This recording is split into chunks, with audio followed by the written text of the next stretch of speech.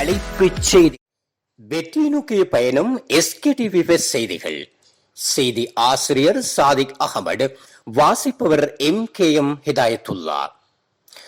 Smart youth பாரம்பரிய விளையாட்டு விழா 2024 இளைஞர் விவகார விளையாட்டுத்துறை அமைச்சின் ஏற்பாட்டில் தேசிய இளைஞர் சேவைகள் மன்றம், ஏறாவூர் நகர பிரதேச செயலகம் மற்றும் சமுர்த்தி அபிவிருத்தி திணைக்களம், ஏறாவூர் நகர பிரதேச இளைஞர் கழகங்களின் சம்மேளனம் என்பன இணைந்து நடாத்திய ஸ்மார்ட் யூத் 2024 புதுவருட பாரம்பரிய கலாச்சார விளையாட்டு விழா ஏறாவூர் ஆற்றங்கரை டாக்டர் அகமது விளையாட்டு அரங்கில் ஏறாவூர் நகர பிரதேச செயலக இளைஞர் சபை உத்தியோகத்தர் MIM ரன்சி தலைமையில் நடைபெற்றது.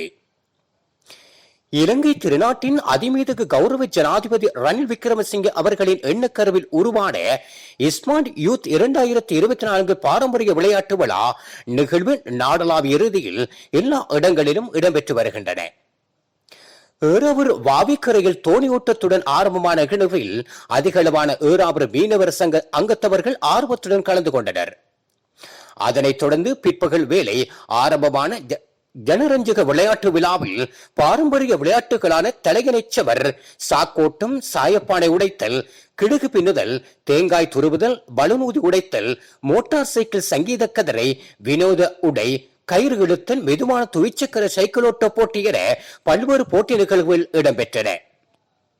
நிகழ்வின் பிரதம அதிதியாக ஏறாவூர் நகர பிரதேச செயலாளர் திருமதி நிகாரா மௌஜூத் மற்றும் உதவி பிரதேச செயலாளர் MCA அக்பர் அகமது மற்றும் ஏறாவூர் நகரசபையின் விசேட ஆணையாளரும் செயலாளருமான MHM ஹமீம் அவர்களும் கௌரவ அதிதிகளாக கலந்து சிறப்பித்ததுடன் ஏறாவூர் நகர பிரதேச செயலக உத்தியோகத்தர்கள், இளைஞர் கழக பிரதிநிதிகள், விளையாட்டு ஆசிரியர்கள் என பலர் கலந்து சிறப்பித்த நிகழ்வில் போட்டியில் வெற்றி பெற்றவர்களுக்கு பெருமதிமிக்க பரிசுகளும் வழங்கி வைக்கப்பட்டன.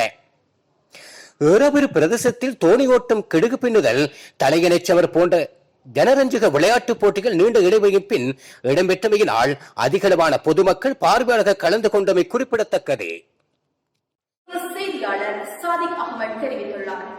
தொடர்ந்தும் SKTV இணைந்திருங்கள். வணக்கம்.